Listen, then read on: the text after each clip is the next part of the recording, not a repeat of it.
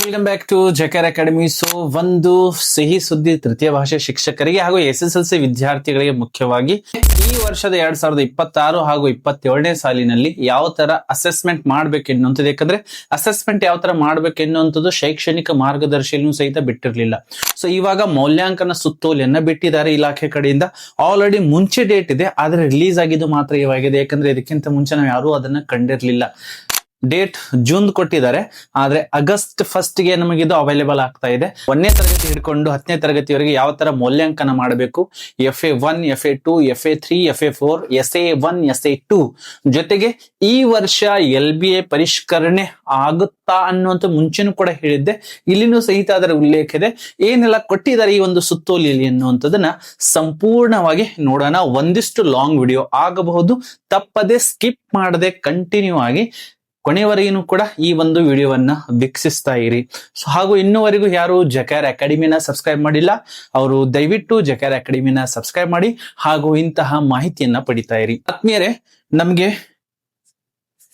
ಆಯುಕ್ತರ ಕಚೇರಿ, ಶಾಲಾ ಶಿಕ್ಷಣ ಇಲಾಖೆ, ನೃಪತುಂಗ ರಸ್ತೆ, ಬೆಂಗಳೂರು ಇವ್ರು ಏನ್ ಮಾಡಿದರೆ ಮೌಲ್ಯಾಂಕನ ಸುತ್ತೋಲೆಯನ್ನ ಹೊರಡಿಸಿದ್ದಾರೆ.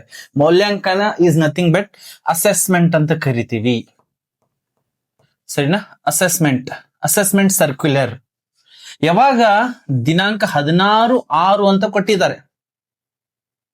16th of June ಅಂತ ಇದೆ ಇದು, ಆದ್ರೆ ಜೂನ್ಗೆ ಇದು ರಿಲೀಸ್ ಮಾಡಿರ್ಲಿಲ್ಲ.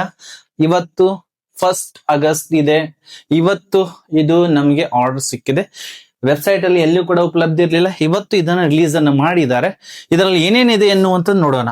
ಸೊ ಮುಖ್ಯವಾಗಿ 2026 ಹಾಗೂ 27ನೇ ಸಾಲಿನ ರಾಜ್ಯ ಪಠ್ಯಕ್ರಮವನ್ನು ಅನುಸರಿಸುತ್ತಿರುವಂತ ಸರ್ಕಾರಿ ಅನುದಾನಿತ, ಗೌರ್ಮೆಂಟ್ ಆಡೆಡ್ ಮತ್ತು ಅನುದಾನ ರಹಿತ, ಪ್ರೈವೇಟ್ ಆಲ್ಸೋ, ಪ್ರಾಥಮಿಕ ಮತ್ತು ಪ್ರೌಢಶಾಲೆಗಳಲ್ಲಿ primary and high school from class 1 to class 10th ವಿದ್ಯಾರ್ಥಿಗಳಿಗೆ ಮೌಲ್ಯಾಂಕನವನ್ನ ಯಾವ ತರ ಮಾಡಬೇಕು ಎನ್ನುವಂತರ ಬಗ್ಗೆ ಆಲ್ರೆಡಿ FA1 ಪರೀಕ್ಷೆಯನ್ನ ಮುಗಿಸಿದೀವಿ ಹೋದ ವರ್ಷದಂತೆನೆ. ಆದ್ರೆ ಇವಾಗ ಇದು ರಿಲೀಸ್ ಅನ್ನ ಮಾಡಿದ್ದಾರೆ. ಇದರಲ್ಲಿ ಏನೆಲ್ಲ ಇದೆ ಎನ್ನುವಂಥದ್ದನ್ನ ನಾವು ನೋಡ್ತಾ ಹೋಗೋಣ. ಫಸ್ಟ್ ಆಫ್ ಆಲ್ ಏನೆಲ್ಲ ಇನ್ಸ್ಟ್ರಕ್ಷನ್ ಕೊಟ್ಟಿದ್ದಾರೆ ಎನ್ನುವಂಥದ್ದು ಈ ಒಂದು ಆದೇಶದಲ್ಲಿ ನೋಡೋದಾದ್ರೆ, ರಾಜ್ಯ ಪಠ್ಯಕ್ರಮ ಅಂದ್ರೆ ಸ್ಟೇಟ್ ಸಿಲೆಬಸ್ ಎಲ್ಲಿದೆ ಅಲ್ಲಿ from class 1 to class 10th ವರೆಗೂ ಕೂಡ 2026 ಹಾಗೂ 27ನೇ ಶೈಕ್ಷಣಿಕ ಚಟುವಟಿಕೆ ಹಾಗೂ ಕ್ರಿಯಾ ಯೋಜನೆ ಯಾವ ತರ ಮಾಡಬೇಕು ಎನ್ನುವುದನ್ನು ಕೊಟ್ಟಿದ್ರು. ಜೊತೆಗೆ ನಮ್ಮ ಕಲಿಕಾ ಬೋಧನೆಯಲ್ಲಿ ಏನೆಲ್ಲ ಇರಬೇಕು ಎನ್ನುವಂಥದ್ದು ಕೊಟ್ಟಿದ್ದಾರೆ.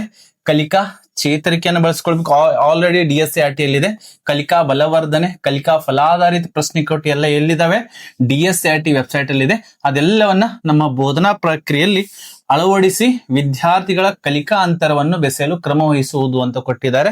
ಸೊ ಇದೆಲ್ಲನೂ ಕೂಡ ತಾವು ಇಲ್ಲಿ ನೋಡಬಹುದು. ಜೊತೆಗೆ FLN ಗೆ ಸಂಬಂಧಿಸಿದಂತೆ ಹಾಗೂ BN ಕಲಿಕಾ ಫಲವನ್ನ ಸಾಧಿಸದೇ ಇರುವಂತಹ ಮಕ್ಕಳೇನಿದ್ದಾರೆ ಅವರಿಗೂ ಕೂಡ ಅವಶ್ಯವಾಗಿರುವಂತಹ ಕ್ರಿಯಾ ಯೋಜನೆಯನ್ನ, ಕಲಿಕಾ ತಂತ್ರಗಳನ್ನ ಬಳಸಿಕೊಂಡು ವಿದ್ಯಾರ್ಥಿಗಳ ಕಲಿಕೆಯನ್ನು ಅನುಕಲಿಸುವುದು ಅಂತ ಕೊಡ್ತಾ ಇದ್ದಾರೆ. ಎಲ್ಲೆಲ್ಲಿ KPS ಶಾಲೆಗಳಿದಾವೆ, PM3 ಶಾಲೆಗಳಿದಾವೆ ಹಾಗೂ ದ್ವಿಭಾಷಾ ತರಗತಿಗಳು ಪ್ರಾರಂಭ ಎಲ್ಲೆಲ್ಲಿ ಆಗಿದ್ದಾವೆ ಅಲ್ಲಿನೂ ಕೂಡ ದ್ವಿಭಾಷಾ ಎಲ್ಲೆಲ್ಲಿದಾವೆ ಅಲ್ಲಿನೂ ಸಹಿತ ಈಗಾಗಲೇ ತರಬೇತಿಯನ್ನು ನೀಡಿದ್ದಾರೆ. ಅದರಂತೆ ತರಗತಿಯ ಪ್ರಕ್ರಿಯೆಗಳನ್ನ ಮುಂದುವರಿಸಬೇಕು ಎನ್ನುವಂತ ಮಾಹಿತಿ ನಮಗೆ ಸಿಗ್ತಾ ಇದೆ. ಅದೇ ತರ ಮೌಲ್ಯಾಂಕನ ಪ್ರಕ್ರಿಯೆಗೆ ಅನುಕೂಲವಾಗುವಂತೆ ಪಾಠ ಆಧಾರಿತ ಪ್ರಶ್ನೆಕೋಟಿ ಮೀನ್ಸ್ LBA ಕ್ವಶನ್ ಬ್ಯಾಂಕ್, ಸರಿನಾ? ಆಲ್ರೆಡಿ 1st of August ಇದೆ. ಆದ್ರೆ LBA ಕ್ವಶನ್ ಬ್ಯಾಂಕ್ 2025 ಹಾಗೂ 26 ನಮಗೆ ಲಭ್ಯ ಆಗ್ತಾ ಇದೆ. ಇನ್ನು 2026 ಹಾಗೂ 27 may be 15th of August ಒಳಗಡೆ, ಮೇ ಬಿ ಅಂತ ಹೇಳ್ತಾ ಇದ್ದೀನಿ, ಅದರ ಒಳಗಡೆ ಪರಿಷ್ಕೃತವಾಗಿರುವಂತಹ ಹೊಸದಾಗಿರುವಂತಹ, ಏಕೆಂದ್ರೆ ಅದರ ಮೇಲೆ ನಾನು ಆಲ್ರೆಡಿ ಒಂದು ವಿಡಿಯೋವನ್ನ ಮಾಡಿದ್ದೀನಿ. ಈ ವರ್ಷ LBA ಪರಿಷ್ಕರಣೆ ಮಾಡ್ತಾ ಇದ್ದಾರೆ ಎನ್ನುವಂಥದ್ದು. ಮೇ ಬಿ 30% ಅಪ್ಲೈಡ್ ಕ್ವಶನ್ಸ್ ಗಳನ್ನ ಎಲ್ಲ ಸಬ್ಜೆಕ್ಟ್ ಗಳಲ್ಲಿ ಪರಿಷ್ಕರಣೆ ಆಗ್ತಾ ಇದೆ. ತದನಂತರ ಪ್ರತಿ ಪಾಠದ ನಂತರ LBA ಯೂನಿಟ್ ಟೆಸ್ಟ್ ತೆಗೆದುಕೊಳ್ಬೇಕು ಅಂತ ತಮಗೆಲ್ಲರಿಗೂ ಗೊತ್ತಿರುವಂತದ್ದು ಇಲ್ಲಿ ಕೊಟ್ಟಿದ್ದಾರೆ ನೋಡಿ. 2026 ಹಾಗೂ 27ನೇ ಸಾಲಿನ ಸದರಿ ಪ್ರಶ್ನೆ ಕೋಟಿಗಳನ್ನು ಪರಿಷ್ಕರಿಸಲಾಗಿದೆ, ರಿವೈಸ್ಡ್ ಮಾಡಿದ್ದಾರೆ. ಹೊಸ ಪಠ್ಯ ಪುಸ್ತಕಗಳಿಗೆ ಪ್ರಶ್ನೆ ಕೋಟಿಗಳನ್ನು ರಚಿಸಲಾಗಿದೆ. ಆದ್ರೆ ಇನ್ನು ಅಪ್ಲೋಡ್ ಮಾಡಿಲ್ಲ, ವೆಬ್ಸೈಟ್ ಅಲ್ಲಿ ಅಪ್ಲೋಡ್ ಅನ್ನ ಮಾಡ್ತಾರೆ. ಓಕೆನಾ? ಅದೇ ತರ ತರಗತಿಯಿಂದ 5ನೇ ತರಗತಿವರೆಗೆ 10 ಅಂಕಗಳಿಗೆ ಲಿಖಿತ, 5 ಅಂಕಗಳಿಗೆ ಮೌಖಿಕ, ಒಟ್ಟು 15 ಅಂಕಗಳ ಒಂದು LBA ಟೆಸ್ಟ್ ತೆಗೆದುಕೊಳ್ಬೇಕಾಗಿರುವಂತದ್ದು. 6 ಮತ್ತು 7ನೇ ತರಗತಿಗಳಿಗೆ 20 ಅಂಕಗಳದು ವಸ್ತುನಿಷ್ಠ ಹಾಗೂ ವಿವರಣಾತ್ಮಕ ಪ್ರಶ್ನೆಗಳು ಎರಡೂ ಇರಬೇಕು. ಜೊತೆಗೆ 8ರಿಂದ 10ನೇ ತರಗತಿಗಳು ಸಹಿತ 20 ಅಂಕಗಳಿಗೆ LBA ಪ್ರಶ್ನೆ ಕೋಟಿಗೆ ಏನೇನ್ ಇರ್ಬೇಕು ಅದರಲ್ಲಿ ಬಹು ಆಯ್ಕೆ ಮೀನ್ಸ್ MCQ ಪ್ರಶ್ನೆಗಳು ಇರಬೇಕು ಹಾಗೂ ಡಿಸ್ಕ್ರಿಪ್ಟಿವ್ ವಿವರಣಾತ್ಮಕ ಪ್ರಶ್ನೆಗಳನ್ನು ಒಳಗೊಂಡಂತೆ ಪ್ರಶ್ನೆ ಪತ್ರಿಕೆನ ತಯಾರಿಸಿಕೊಂಡು LBA ಮಾರ್ಕ್ಸ್ ಅನ್ನ LBA ಸ್ಯಾಟ್ಸ್ ಅಂದ್ರೆ LBA ಲಾಗಿನ್ ಅಲ್ಲಿ ಟೀಚರ್ಸ್ LBA ಲಾಗಿನ್ ಅಲ್ಲಿ ಅದನ್ನು ಅಳವಡಿಸ್ಕೊಳ್ಬೇಕು. ಎಷ್ಟು ದಿನದಲ್ಲಿ ಅಳವಡಿಸ್ಕೊಳ್ಬೇಕು ಅನ್ನೋದು ಕೊನೆಯದಾಗಿನೂ ಕೂಡ ಕೊಟ್ಟಿದ್ದಾರೆ. ಅದರ ಬಗ್ಗೆನೂ ಸಹಿತ ನಾವು ಚರ್ಚೆಯನ್ನ ಮಾಡ್ತಾ ಸಾಗೋಣ. ಜೊತೆಗೆ LBA ಅನ್ನ ಬಳಸ್ಕೊಂಡನೆ ನಾವು FA ಕ್ವಶನ್ಸ್ ಗಳಾಗಿರಬಹುದು ಹಾಗೂ SA ಮೌಲ್ಯಾಂಕನವನ್ನ ಮಾಡಬೇಕಾಗಿರುವಂತದ್ದು ತಮಗೆಲ್ಲರೂ ಗೊತ್ತಿರುವಂತದ್ದಿದೆ. ಜೊತೆಗೆ ಸ್ಯಾಟ್ಸ್ ನಲ್ಲಿ ಲಭ್ಯವಾಗುವಂತಹ LBA ವಿಶ್ಲೇಷಣೆ ಏನಿದೆ ಅದಕ್ಕೆ ತಕ್ಕಂತೆ ನಾವು ಕ್ರಿಯಾ ಯೋಜನೆಯನ್ನ ಹಾಕೊಂಡು ಪ್ರತಿ ಮೌಲ್ಯಾಂಕನ ನಂತರ ವಿದ್ಯಾರ್ಥಿಗಳ ಕಲಿಕಾ ಸಾಧನೆಗೆ ಕ್ರಮ ವಹಿಸುವುದು ಅಂತ ಹೇಳ್ತಾ ಇದ್ದಾರೆ.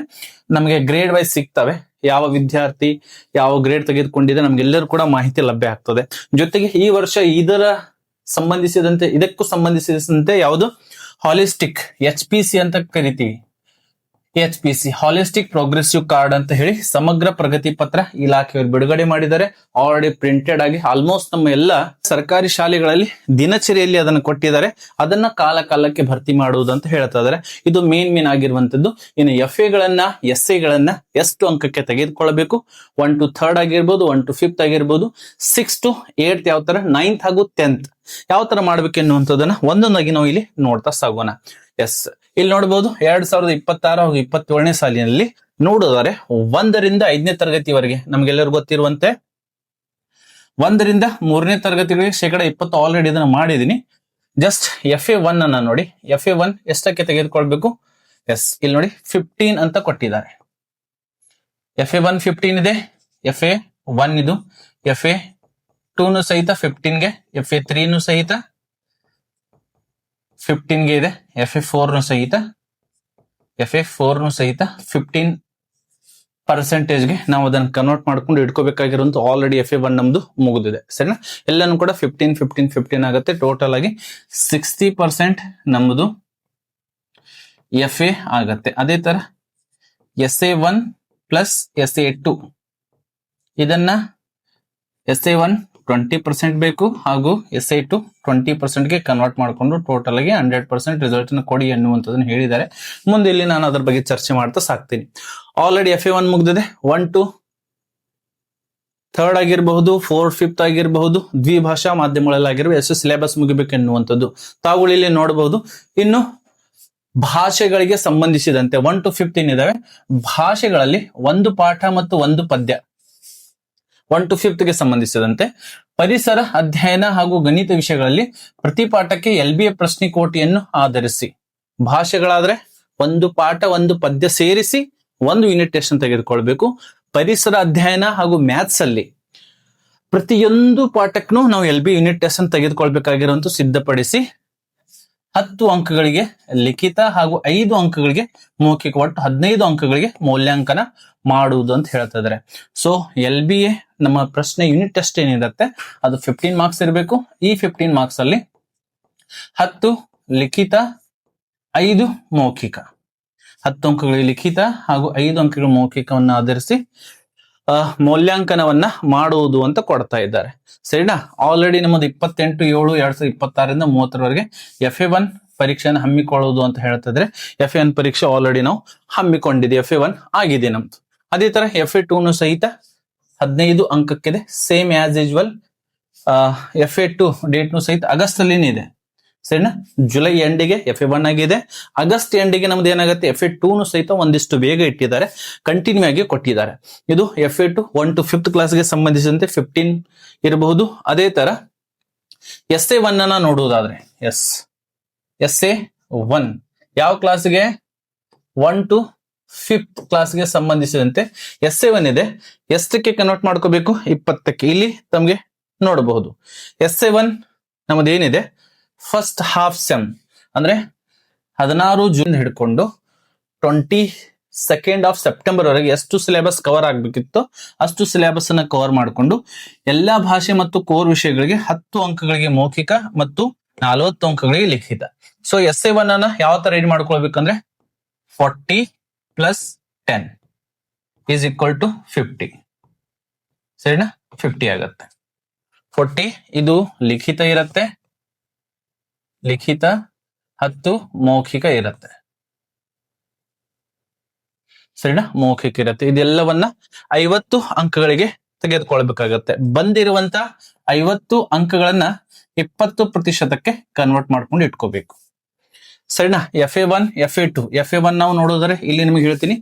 FA1 ಆಲ್ರೆಡಿ ನಮಗೆ ಗೊತ್ತಿದೆ. FA1 15 ಇರುತ್ತೆ, FA2 15. ಅದೇ ತರ SA1 ಏನಿದೆ, SA1 ನಾವ್ ಏನ್ ಮಾಡ್ಕೋಬೇಕು, 50 ಅಂಕಕ್ಕೆ ಪರೀಕ್ಷೆ ತೆಗೆದುಕೊಳ್ಬೇಕು. ಅದರಲ್ಲಿ 40 ಲಿಖಿತ ಇರಬೇಕು, 10 ಮೌಖಿಕ ಇರಬೇಕು. 50 ಅಂಕಗಳಿಗೆ ಕ್ಯಾಲ್ಕುಲೇಟ್ ಮಾಡಿ ಅದನ್ನ ಎಷ್ಟಕ್ಕೆ ಕನ್ವರ್ಟ್ ಮಾಡ್ಕೋಬೇಕು, 20ಕ್ಕೆ ಕನ್ವರ್ಟ್ ಮಾಡ್ಕೋಬೇಕು.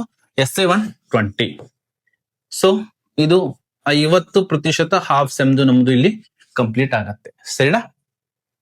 ಜೊತೆಗೆ ನಮ್ಮ ಮೌಲ್ಯಾಂಕನ ನಡೆದಾಗ ಎಲ್ಲ ಉತ್ತರ ಪತ್ರಿಕೆಗಳನ್ನ ಕೃತಿ ಸಂಪುಟದಲ್ಲಿ ಉತ್ತರ ಪತ್ರಿಕೆಗಳ ಮುಖಾಯನ ವಿದ್ಯಾರ್ಥಿಗಳಿಗೆ ಹಾಗೂ SDMC ಗೆ ಅವರ ಪಾಲಕ ಪೋಷಕರಿಗೆ ತೋರಿಸಬೇಕು ಎನ್ನುವಂಥದ್ದನ್ನ ಹೇಳ್ತಾ ಇದ್ದಾರೆ. ಆಮೇಲೆ ಪ್ರಾಥಮಿಕ ಶಾಲಾ ವಿಭಾಗಕ್ಕೆ 29/10 29th ಅಕ್ಟೋಬರ್ ರಜೆ ಆದ್ಮೇಲೆ ಏನ್ ಪ್ರಾರಂಭ ಆಗ್ತವೆ ಅವಾಗ ಮೊದಲನೇ ಸಮುದಾಯದತ್ತ ಶಾಲೆ ಇರುತ್ತೆ, ಅವಾಗ ಅದನ್ನ ಪ್ರೊಡ್ಯೂಸ್ ಮಾಡ್ಬೇಕಾಗಿರುವಂತದ್ದು.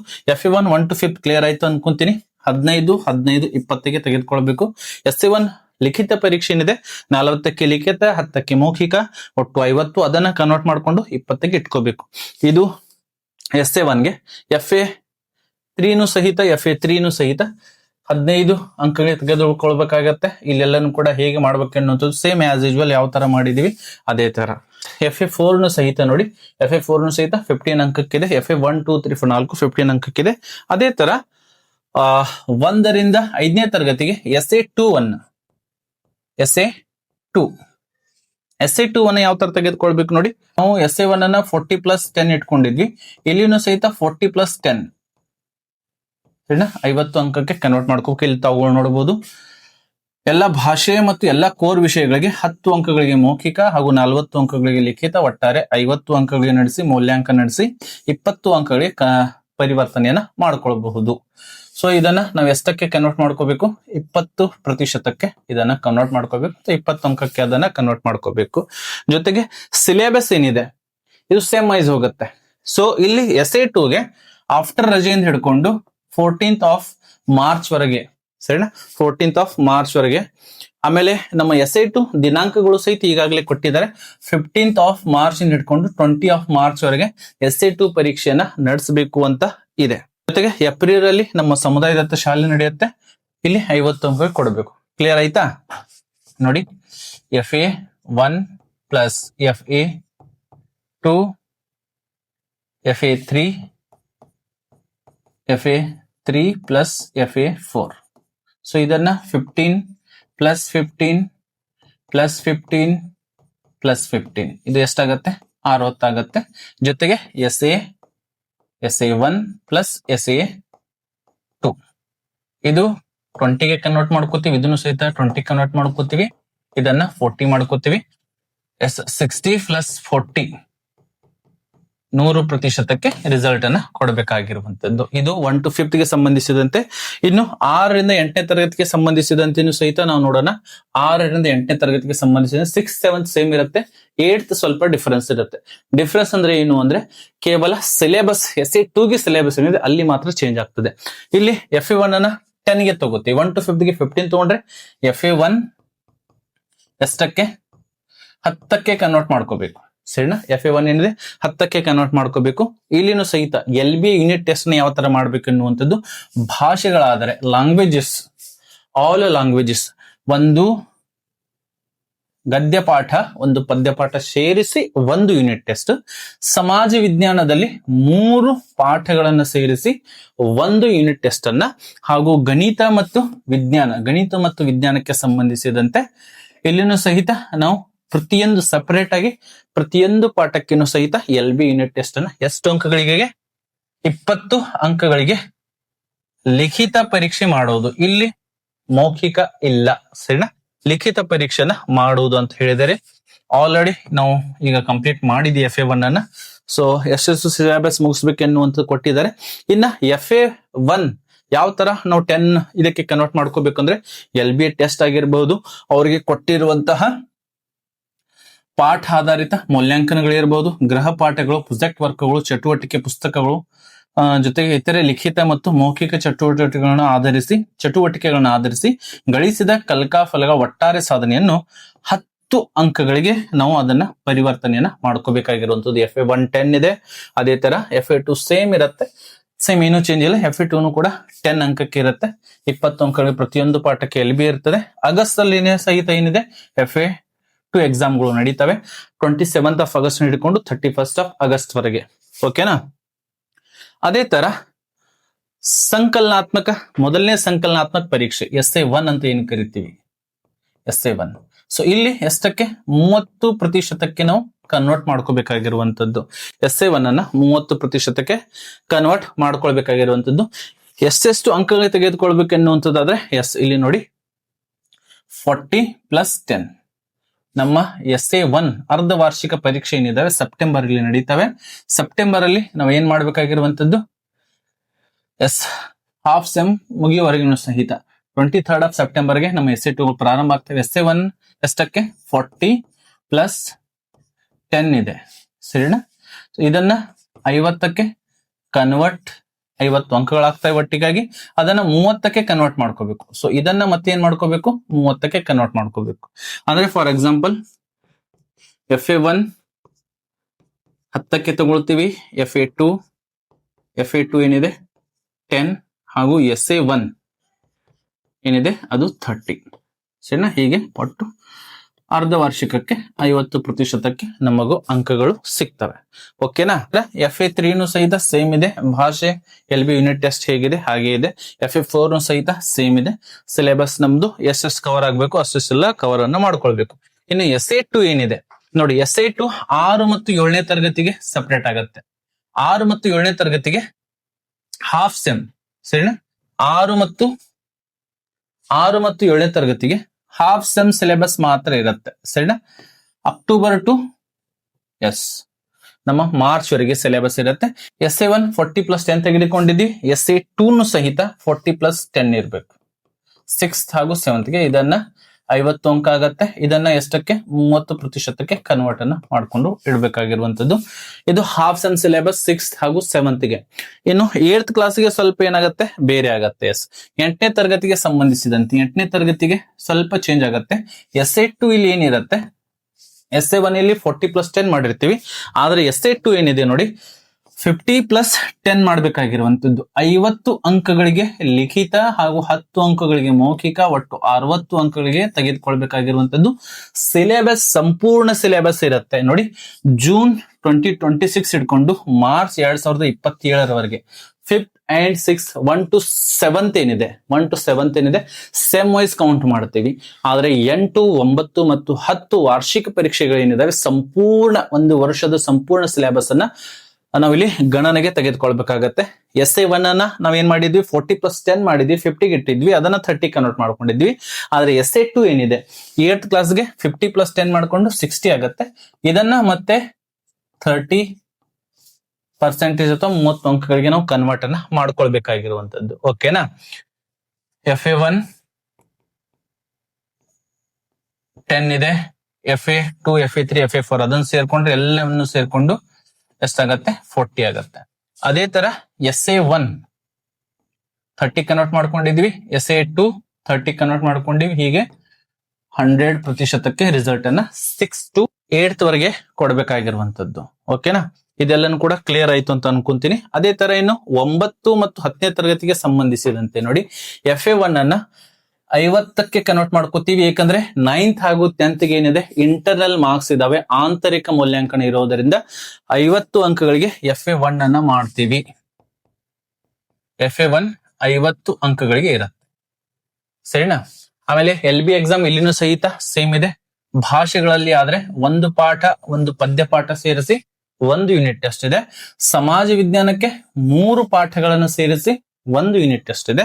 ಜೊತೆಗೆ ಗಣಿತ ಮತ್ತು ವಿಜ್ಞಾನ ಪ್ರತಿ ಪಾಠಕ್ಕೆ ಒಂದೊಂದು LBA ಪ್ರಶ್ನೆಕೋಟಿ ಆಧಾರಿತ ಯೂನಿಟ್ ಟೆಸ್ಟ್ ಅನ್ನ 20 ಅಂಕಗಳಿಗೆ ತೆಗೆದುಕೊಳ್ಬೇಕಾಗಿರುವಂತದ್ದು. ಸೊ ಈ ಒಂದು 50 ಯಾವ ತರ ಡಿವೈಡ್ ಮಾಡ್ತೀವಿ ಅಂದ್ರೆ 15 + 15 + 20, ಸರಿನಾ? ಅಸೈನ್ಮೆಂಟ್ ಅನ್ನು ಕೊಡ್ತೀವಿ. ಚಟುವಟಿಕೆಯನ್ನ 2 ಚಟುವಟಿಕೆ ಪ್ಲಸ್ ಒಂದು ಸಾಧನಾ ಪರೀಕ್ಷೆ, ಒಂದು ಲಿಖಿತ ಪರೀಕ್ಷೆ, 20 ಅಂಕಗಳಿಗೆ ಒಂದು ಲಿಖಿತ ಪರೀಕ್ಷೆ ಚಟುವಟಿಕೆ ಅಥವಾ ಯೋಜನೆಯನ್ನು ಕೊಟ್ಟಿರ್ತೀವಿ. ಅದು 15+15+20 ಸೇರಿಸಿ 50 ಅಂಕಕ್ಕೆ ಆಗತ್ತೆ. ಅದೇ ತರ FA2 ಸಹಿತ 50 ಅಂಕಕ್ಕೆ ಸಿಲೆಬಸ್ ಏನೆಲ್ಲ ಕವರ್ ಮಾಡ್ಕೊಳ್ಬೇಕು ಅದನ್ನ ಕವರ್ ಮಾಡ್ಕೊಳ್ಬೇಕಾಗಿರುವಂತದ್ದು. ಎಸ್, ಇಲ್ಲಿ ನೋಡಿ ಎಲ್ಲೆಲ್ಲಿ ನಮಗೆ NSKF ಶಾಲೆಗಳಿದಾವೆ ಅಲ್ಲಿ ಇಲ್ಲಿ ಮೆನ್ಷನ್ ಮಾಡಿಲ್ಲ. ಇಲ್ಲಿ ಡೈರೆಕ್ಟ್ ಆಗಿ ಎಷ್ಟಕ್ಕೆ 625ಕ್ಕೆ ಅಂತ ಕೊಟ್ಟಿದ್ದಾರೆ. ಸೊ 9ನೇ ತರಗತಿಗೆ ಇನ್ನೂ ಕ್ಲಿಯರ್ ಆಗಿ ಎಲ್ಲಿ AI ಶಿಕ್ಷಕರನ್ನು ಕೊಟ್ಟಿದ್ದಾರೆ, ಯಾವೆಲ್ಲ ಸ್ಕೂಲ್ಗಳು AI ಸೆಕ್ಟರ್ ಅಲ್ಲಿ ಬಂದಿದ್ದಾವೆ. ಸರಿ ಸುಮಾರಿಗೆ 1800 ಶಾಲೆಗಳು ಈ ವರ್ಷ AI ಸೆಕ್ಟರ್ ಅನ್ನ ಸರ್ಕಾರ ಇಲಾಖೆಯಿಂದ ಆದೇಶ ಬಂದಾಗಿದೆ. ಆಲ್ರೆಡಿ ಜಾಯಿನ್ ಕೂಡ ಇವತ್ತು 1 ಆಗಸ್ಟ್ಗೆ ಆಗಿದ್ದಾರೆ. ಆದ್ರೆ ಇಲ್ಲಿ NSKF ವಿಷಯದ್ದು ಎಲ್ಲಿ ಉಲ್ಲೇಖ ಮಾಡಿಲ್ಲ. SA1 ಪರೀಕ್ಷೆ ಅರ್ಧ ವಾರ್ಷಿಕ 625ಕ್ಕೆ ಅಂತ ಹೇಳ್ತಾ ಇದ್ದಾರೆ. ಸರಿನಾ? ಮೊದಲನೇ ಸಂಕಲನಾತ್ಮಕ ಪರೀಕ್ಷೆ SA1 ಏನಿದೆ 9 ಮತ್ತು 10ನೇ ತರಗತಿಗೆ ಸೇಮ್ ಇರುತ್ತೆ. 9 ಮತ್ತು 10ನೇ ತರಗತಿಗೆ ಸೇಮ್ ಇರುತ್ತೆ ನೋಡಿ. ಅರ್ಧ ಸಿಲೆಬಸ್ ಆಗಿರ್ಬೇಕು, 50% ಪಠ್ಯಕ್ರಮವನ್ನು ಪೂರ್ಣಗೊಳಿಸಿರ್ಬೇಕು. ಜೊತೆಗೆ ಪ್ರಥಮ ಭಾಷೆಗೆ 100 ಅಂಕಗಳು. ಎಸ್, ಪ್ರಥಮ ಭಾಷೆಗೆ 100 ಅಂಕಗಳು ಲಿಖಿತ ಹಾಗೂ ಭಾಷೆ ಹಾಗೂ ಕೋರ್ ವಿಷಯಗಳಿಗೆ. ಸರಿನಾ? ಸೆಕೆಂಡ್ ಲ್ಯಾಂಗ್ವೇಜ್, ಥರ್ಡ್ ಲ್ಯಾಂಗ್ವೇಜ್ ಹಾಗೂ ಕೋರ್ ವಿಷಯಗಳು ಅದೆಲ್ಲವನ್ನ 80ಕ್ಕೆ ತಗೋಬೇಕು. ಒಟ್ಟಿಗಾಗಿ 100 + 5 ವಿಷಯಗಳು 80ಕ್ಕೆ ಇರ್ತವೆ. 500 ಅಂಕಗಳ ಏನಿರುತ್ತೆ ಒಂದು ಲಿಖಿತ ಪರೀಕ್ಷೆ ಇರುತ್ತೆ. 100 + 80 + 80 + 80 + 80 500 ಅಂಕಗಳಿಗೆ ಲಿಖಿತ ಪರೀಕ್ಷೆಯನ್ನು ನಡೆಸುವುದು ಅಂತ ಹೇಳ್ತಾ ಇದ್ದಾರೆ. 23rd of September ಇಂದ ಅರ್ಧ ವಾರ್ಷಿಕ ಪರೀಕ್ಷೆಗಳು ಪ್ರಾರಂಭ ಆಗ್ತವೆ. ಯಾವಾಗಿಂದ? 23rd of September. 23rd of September ಗೆ ಅರ್ಧ ವಾರ್ಷಿಕ ಪರೀಕ್ಷೆಗಳು 9 ಮತ್ತು 10 ಆಲ್ಮೋಸ್ಟ್ ಎಲ್ಲ 1 to 10th ವರೆಗೂ ಕೂಡ 23rd of September ಗೆ ಅರ್ಧ ವಾರ್ಷಿಕ ಪರೀಕ್ಷೆಗಳು ನಡೀತವೆ. ನನಗೆ ಸಂಬಂಧಿಸಿದ ಅರ್ಧಕ್ಕೆ FA1 ಹಾಗೂ FA2 ಅನ್ನು ಸೇರಿಸಿ 25 + 20 + 20 ಹೀಗೆ 125 ತೆಗೆದುಕೊಳ್ಬೇಕು ಅಂತ ಹೇಳ್ತಾ ಇದ್ದಾರೆ. ಅಂದ್ರೆ 625 ಗೆ ಇದು ಕ್ಯಾಲ್ಕುಲೇಟ್ ಆಗುತ್ತೆ. ಸರಿನಾ? 625 ಇಲ್ಲಿ 500 ಲಿಖಿತ ಇರುತ್ತದೆ. 125 ಏನಿದೆ ಇದು ಆಂತರಿಕ ಮೌಲ್ಯಮಾಪನ ಇರುತ್ತದೆ. ಓಕೆನಾ? ಅದೇ ತರ FA3 ಸಹಿತ FA3 ಡಿಸೆಂಬರ್ ಅಲ್ಲೇ ಬಂದಿದೆ ನೋಡಿ. ಡಿಸೆಂಬರ್ ವರೆಗೆ ಕಂಪ್ಲೀಟ್ ಆಗಿರುವಂತಹ ಸಿಲೆಬಸ್ ಡಿಸೆಂಬರ್ ಅಲ್ಲಿ FA3 ಇದಕ್ಕೆ ಇದೆ. ಇದೆಲ್ಲವನ್ನ ಸಿಲೆಬಸ್ ಸೇಮ್ ಇದೆ. LB ಯೂನಿಟ್ ಟೆಸ್ಟ್ ಹೇಗೆ ತೆಗೆದುಕೊಳ್ಬೇಕು ಅನ್ನೋದು ನಿಮಗೆ ಗೊತ್ತಿದೆ. FA4 ಸಹಿತ 50 ಅಂಕಕ್ಕೆ ಇರುತ್ತೆ. 15 + 15 + 20 ಆ ತರ ಇರ್ತದೆ. ಇನ್ನು 9ನೇ ತರಗತಿಯ ವಾರ್ಷಿಕ ಪರೀಕ್ಷೆ ನೋಡಿ. ಇಲ್ಲಿ ವಾರ್ಷಿಕ ಪರೀಕ್ಷೆ ಏನ್ ಮಾಡಿದ್ದಾರೆ? 625 ಅಂಕಗಳಿಗೆ ಅಂತ ಕೊಟ್ಟಿದ್ದಾರೆ. ಇಲ್ಲಿ ಸ್ಪಷ್ಟವಾಗಿ ನಿಮಗೆ ಸಿಗತ್ತೆ. ಪ್ರಥಮ ಭಾಷೆಗೆ 100 ಲಿಖಿತ, 25 ಆಂತರಿಕ, ದ್ವಿತೀಯ ಮತ್ತು ತೃತೀಯ ಭಾಷೆ ಅಂತ ಕೊಟ್ಟಿದ್ದಾರೆ. ಸರಿನಾ? ದ್ವಿತೀಯ ಮತ್ತು ತೃತೀಯ ಭಾಷೆ ಅಂತ ಕೊಟ್ಟಿದ್ದಾರೆ. ಅಂದ್ರೆ ಎಲ್ಲೆಲ್ಲಿ NSKF AI ಸೆಕ್ಟರ್ಗಳಿದೆ ಅದಕ್ಕೆ ಸಪರೇಟ್ ಆಗಿರುವಂತದ್ದು ಏನೋ ಇಲ್ಲಿ ಮೆನ್ಷನ್ ಮಾಡಿಲ್ಲ. ದ್ವಿತೀಯ ಹಾಗೂ ತೃತೀಯ ಭಾಷೆ ಅಂತ ಕೊಟ್ಟಿದ್ದಾರೆ. ಡೈರೆಕ್ಟ್ ಆಗಿ ಕೋರ್ ವಿಷಯಗಳಿಗೆ 80 ಹಾಗೂ 20 ಹೀಗೆ ಒಟ್ಟು ಸೇರಿಸಿ 100 ಅಂಕಕ್ಕೆ. ಫಸ್ಟ್ ಲ್ಯಾಂಗ್ವೇಜ್ ಆದ್ರೆ 125, ಇದರಲ್ಲಿ 100 ಲಿಖಿತ ಹಾಗೂ 25 ಆಂತರಿಕ ಇರುತ್ತೆ. ಇನ್ನುಳಿದ ಸಬ್ಜೆಕ್ಟ್ ಗಳಿಗೆ 100 ಹೀಗೆಲ್ಲವನ್ನು ಸೇರಿಸಿ 625ಕ್ಕೆ ಅಂತ ಕೊಟ್ಟಿದ್ದಾರೆ. ಅದನ್ನು ಸಹಿತ ನಾವು ಇಲ್ಲಿ ನೋಡ್ತಾ ಸಾಗೋಣ. ಎಸ್, 625ಕ್ಕೆ ಅಂತ ಇದೆ. ಇಲ್ಲಿ ನೋಡಬಹುದು FA1 2 3 4 ಏನಿದೆ 50 50 50 ಸೇರಿಸಿ ಒಟ್ಟು 200 ಅಂಕಗಳಾಗ್ತವೆ. ಸರಿನಾ? 50 + 50 + 50 + 50 ಇದೆಷ್ಟಕ್ಕಾಗತ್ತೆ? 200ಕ್ಕೆ ಆಗತ್ತೆ. ಸೊ ಇದರಲ್ಲಿ ಫಸ್ಟ್ ಲ್ಯಾಂಗ್ವೇಜ್ ಆಯ್ತು ಅಂದ್ರೆ 25ಕ್ಕೆ ಕನ್ವರ್ಟ್ ಮಾಡ್ಕೋಬೇಕು. ಆಲ್ ಸಬ್ಜೆಕ್ಟ್ ಉಳಿದಿರುವಂತಹ ಲ್ಯಾಂಗ್ವೇಜ್ ಅಂಡ್ ಕೋರ್ ಸಬ್ಜೆಕ್ಟ್ 20ಕ್ಕೆ ಇಂಟರ್ನಲ್ ಮಾರ್ಕ್ಸ್ ಅನ್ನ ಕೌಂಟ್ ಮಾಡಬೇಕಾಗಿರುವಂತದ್ದು. ಸರಿನಾ? SA2 ಮೌಲ್ಯಾಂಕನ ಅಂದ್ರೆ ವಾರ್ಷಿಕ ಪರೀಕ್ಷೆ ಇಲ್ಲಿ ಕೂಡ ಕೊಟ್ಟಿದ್ದಾರೆ. 500ಕ್ಕೆ ಲಿಖಿತ ಆಗತ್ತೆ ಹಾಗೂ 125ಗೆ ಏನಾಗತ್ತೆ ಟೋಟಲ್ ಸೇರಿಸಿ 625ಕ್ಕೆ ಲಿಖಿತ ಪರೀಕ್ಷೆಯನ್ನ ತೆಗೆದುಕೊಳ್ಬೇಕು ಅಂತ ಹೇಳಿ. ಇನ್ನು SEAB ವತಿಯಿಂದ ಪ್ರಕಟಿಸುವಂತೆ 10ನೇ ತರಗತಿ ಅಂತಿಮ ವಾರ್ಷಿಕ ಪರೀಕ್ಷೆ ನಡೆಸುವುದು. ಇಲ್ಲಿ ಮಾರ್ಕ್ಸ್ ಅನ್ನ ಕೊಟ್ಟಿದ್ದಾರೆ. ಸರಿನಾ? ಪ್ರಥಮ ಭಾಷೆಗೆ 100 ಅಂಕ ಅಂತ ಕೊಟ್ಟಿದ್ದಾರೆ. ದ್ವಿತೀಯ ಭಾಷೆ ಉಲ್ಲೇಖ ಇದೆ, ತೃತೀಯ ಭಾಷೆ ಉಲ್ಲೇಖ ಇದೆ ಹಾಗೂ ಕೋರ್ ಸಬ್ಜೆಕ್ಟ್ ಗಳಿಗೆ 80 ಅಂಕಗಳ ಲಿಖಿತ ಪರೀಕ್ಷೆಯನ್ನ KSEB ಇಂದ ನಡೆಸ್ತೀವಿ ಎನ್ನುವಂಥದ್ದನ್ನ ಮೌಲ್ಯಾಂಕನ ಸುತ್ತೋಲೆಯಲ್ಲಿ ಕೊಟ್ಟಿದ್ದಾರೆ, ಅಸೆಸ್ಮೆಂಟ್ ಅಲ್ಲಿ ಕೊಟ್ಟಿದ್ದಾರೆ. ಸೊ ಮೇ ಬಿ ಈ ವರ್ಷ ಗ್ರೇಡಿಂಗ್ ಕೊಡುವಂತ ವಿಚಾರ ಏನಾದ್ರೂ ಮಾಡಿದ್ರೆ ಇದು ಒಂದು ಆಯುಧ ಆಗಲಿದೆ. ಏಕೆಂದ್ರೆ ಇಲ್ಲಿ ಕೊಟ್ಟಿದ್ದಾರೆ 625 ಅಂತ ಹೇಳಿ. ಸೊ ಮುಂದೆ ನೋಡೋಣ ಏನೆಲ್ಲ ಆಗ್ತದೆ. ಇನ್ನು ನಮ್ಮ ಸಚಿವರು ಸಹಿತ ಬರಬೇಕಾಗಿರುವಂತದ್ದಿದೆ. ಶಿಕ್ಷಣ ಸಚಿವರು ಇನ್ನು ಸಂಪುಟ ವಿಸ್ತರಣೆ ಆಗ್ಬೇಕಾದ್ರೆ ಇನ್ನೂ ಹಲವಾರು ತಾಂತ್ರಿಕ ಟೆಕ್ನಿಕಲ್ ಇಶ್ಯೂಸ್ಗಳಿದಾವೆ. ಎಸ್, 4 FA ಗಳನ್ನ ಸೇರಿಸಿ ಒಟ್ಟು 200 ಇರುತ್ತೆ. ಪ್ರಥಮ ಭಾಷೆಗೆ ಆದ್ರೆ 25 ಗೆ ಕನ್ವರ್ಟ್ ಮಾಡ್ತೀವಿ. All subject except first language 20 convert ಮಾಡ್ತೀವಿ. ಓಕೆನಾ. ಇಲ್ಲಿ 500 ಅಂಕಗಳಿಗೆ ಲಿಖಿತ ಇರುತ್ತೆ, ಪ್ಲಸ್ 125 ಇಂಟರ್ನಲ್ ಮಾರ್ಕ್ಸ್ ಇರುತ್ತೆ. ಒಟ್ಟು 625ಕ್ಕೆ ಈ ವರ್ಷ SSLC ಪರೀಕ್ಷೆಗಳು ನಡೀತವೆ ಎನ್ನುವಂಥದ್ದನ್ನ ಆದೇಶದಲ್ಲಿ ಇಲ್ಲಿ ತಾವು ಸ್ಪಷ್ಟವಾಗಿ ಗಮನಿಸಬಹುದು. ಆಂತರಿಕ ಮೌಲ್ಯಾಂಕನ ಅಂಕಗಳು ಮತ್ತು KSEB ಇಂದ ನಡೆಸಲಾಗುವಂತಹ ವಾರ್ಷಿಕ ಪರೀಕ್ಷಾ ಅಂಕಗಳನ್ನ 125 ಪ್ಲಸ್ 500 ಸೇರಿಸಿಕೊಂಡು 625ಗೆ ಪರೀಕ್ಷೆಗಳನ್ನ ನಡೆಸಿ ಫಲಿತಾಂಶವನ್ನ ಪ್ರಕಟಿಸುವುದು ಅಂತ ಕೊಡ್ತಾ ಇದ್ದಾರೆ. ಸೊ ಬಿಗ್ ಅಪ್ಡೇಟ್ ಇದೆ. ಯಾಕಂದ್ರೆ ಹೋದ ವರ್ಷದಿಂದ ಗ್ರೇಡಿಂಗು ಅದು ಇದು ಅಂತ ಬಹಳಷ್ಟು ನಡೆದಿದೆ. ಸದ್ಯದ ಮಟ್ಟಿಗಂತೂ ಸುತ್ತೋಲೆಯಲ್ಲಿ ಆ ತರನಾಗಿರ್ತಕ್ಕಂಥ ಎಲ್ಲಿಯೂ ಏನು ಉಲ್ಲೇಖವನ್ನ ಮಾಡಿಲ್ಲ. ಆಲ್ರೆಡಿ ಇದಕ್ಕೆ ಇಲ್ಲಿ ಸಿಲೆಬಸ್ SS ಮುಗಿಸ್ಬೇಕೆನ್ನುವಂಥದ್ದು ಆಲ್ರೆಡಿ ನಾನು ಇದನ್ನ ಹೇಳಿದ್ದೀನಿ, ಸರಿನಾ. ಆಲ್ರೆಡಿ ಹೇಳಿದ್ದೀನಿ. ಜೊತೆಗೆ FA 1 2 ಇಲ್ಲಿ ಒಂದ್ಸಲ ನೋಡ್ಕೊಳ್ಳಿ. ಇಷ್ಟೆಲ್ಲನ್ನು ಸಹಿತ ಮಾಡ್ಕೊಳ್ಬೇಕಾದ್ರೆ ಸ್ಕ್ರೀನ್ ಶಾಟ್ ತೆಗೆದುಕೊಳ್ಳಿ. ಇದರ PDF ನು ಕೂಡ ಕೊಟ್ಟಿರ್ತೀನಿ. ಇದಕ್ಕೆ ಯಾರೆಲ್ಲ ಸಹಿ ಮಾಡಿದ್ದಾರೆ ನೋಡಿ. SSK ಏನಿದೆ, ರಾಜ್ಯ ಯೋಜನಾ ನಿರ್ದೇಶಕರು, ಸಮಗ್ರ ಶಿಕ್ಷಣ ಕರ್ನಾಟಕ ಹಾಗೂ ಆಯುಕ್ತರು, ಶಾಲಾ ಶಿಕ್ಷಣ ಇಲಾಖೆ, ಇವರು ಸಹಿತ ಸಹಿಯನ್ನ ಮಾಡಿರುವಂತ ಸುತ್ತೋಲೆ ಇದೆ. ಜೊತೆಗೆ ಇನ್ನೊಂದು ಡೇಟ್ LBA ಹಾಗೂ SA 1 SA 2 ಪರೀಕ್ಷೆಗಳಿಗೆ ಸಂಬಂಧಿಸಿದಂತೆ ನೋಡಿ, ಸಂಪೂರ್ಣವಾಗಿರುವಂತದ್ದು ಚಟುವಟಿಕೆಗಳನ್ನ ನಿರ್ವಹಿಸಬೇಕು. DSCRT ವೆಬ್ಸೈಟ್ ಅವಾಗ ಚೆಕ್ ಮಾಡ್ಕೊಳ್ತಾ ಇರಿ ಅಂತ ಹೇಳಿದ್ದಾರೆ. ಜೊತೆಗೆ LBA ಪೂರ್ಣಗೊಂಡ 2 ದಿನದಲ್ಲಿ ಅಂತ ಹೇಳ್ತಾ ಇದ್ದಾರೆ ನೋಡಿ. ಯೂನಿಟ್ ಟೆಸ್ಟ್ LBA ಅಂತ ಹೇಳ್ತೀವಿ, ಅದನ್ನ 2 ದಿನದಲ್ಲಿ. ರೂಪನಾತ್ಮಕ ಮತ್ತು ಸಂಕಲನಾತ್ಮಕ ಮೌಲ್ಯಾಂಕನಗಳನ್ನು ಪೂರ್ಣಗೊಂಡ 7 ದಿನಗಳ ಒಳಗೆ ಸ್ಯಾಡ್ ಸಂಸ್ರಾಂಶದಲ್ಲಿ ಅದನ್ನ ಕಡ್ಡಾಯವಾಗಿ ಇಂದೀಕರಿಸುವುದು ಅಂತ ಹೇಳ್ತಾ ಇದ್ದಾರೆ. ಅಂದ್ರೆ FA 1 ರಿಸಲ್ಟ್ಗಳು ಹಾಗೂ SA ರಿಸಲ್ಟ್ಗಳು ವಿದಿನ್ 7 days ಅಪ್ಡೇಟ್ ಆಗಿರ್ಬೇಕು. ಹಾಗೂ ನಮ್ಮ LBA ಯೂನಿಟ್ ಟೆಸ್ಟ್ ಏನ್ ಮಾಡ್ತಾ ಇರ್ತೀವಿ ಅದನ್ನ ವಿದಿನ್ 2 days ಅಲ್ಲಿ ಅಪ್ಲೋಡ್ ಮಾಡಿ ಅನ್ನುವಂತ ಮಾಹಿತಿಯನ್ನ ಇಲ್ಲಿ ಕೊಡ್ತಾ ಇದ್ದಾರೆ. ಸೊ ಮೇ ಬಿ ಯಾರ ಅಧಿಕಾರಿಗಳು ಬಂದರೂ ಸಹಿತ ಆಗ್ಬೋದು, ತಾಂತ್ರಿಕ ದೋಷಗಳು ಆಗ್ತಾ ಇರ್ತವೆ. ಆದ್ರೆ ಇಲ್ಲಿ ಕೊಟ್ಟಿರುವಂತದ್ದು ಹೀಗೆ ಇದೆ, ಸರಿನಾ. ಹೀಗೆ 2026 ಹಾಗೂ 27ನೇ ಸಾಲಿನ ಒಂದು ಮೌಲ್ಯಾಂಕನ ಸುತ್ತೋಲೆ ಕಂಪ್ಲೀಟ್ ಆಗಿ ಒಂದಿಷ್ಟು ಹೆಚ್ಚಿಗೆ ಸಮಯ ಆಗಿರ್ಬೋದು.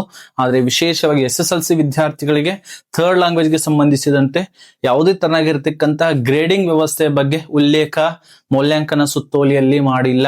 ನೋಡೋಣ ಇನ್ನು ಪರೀಕ್ಷಾ ನೋಟಿಫಿಕೇಶನ್ ಏನ್ ಮಾಡ್ತಾರೆ. ಮೇ ಬಿ ಸೆಪ್ಟೆಂಬರ್ ಅಲ್ಲಿ ಬರಬಹುದು, ಸೆಪ್ಟೆಂಬರ್ ಅಲ್ಲಿ ಬರುತ್ತೆ.